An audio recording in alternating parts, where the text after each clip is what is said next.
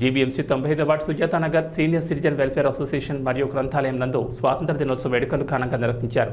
ముఖ్య అతిథిగా జీవీఎంసీ 95వ వార్డు కార్పొరేటర్ బొమ్మన దేవుడు పాల్గొని జాతీయ పతాకాన్ని ఎగురవేసి జెండా వందనం చేశారు. ఈ సందర్భంగా కార్పొరేటర్ మాట్లాడుతూ స్వాతంత్రం అనేది ఒకరు మరొకరిని ఇబ్బంది పెట్టకుండా, తాను ఇతరుల వలన ఇబ్బంది పడకుండా స్వేచ్ఛగా, హాయిగా, ఆనందంగా గడపడానికి లభించిన హక్కని, మాతృభూమికి స్వేచ్ఛావాయువులు అందించడానికి తమ గొంతులో ప్రాణాన్ని తృణప్రాయంగా త్యాగం చేసిన ఎందరో మహానుభావుల త్యాగం దేశానికి స్వాతంత్రం వచ్చిందన్నారు.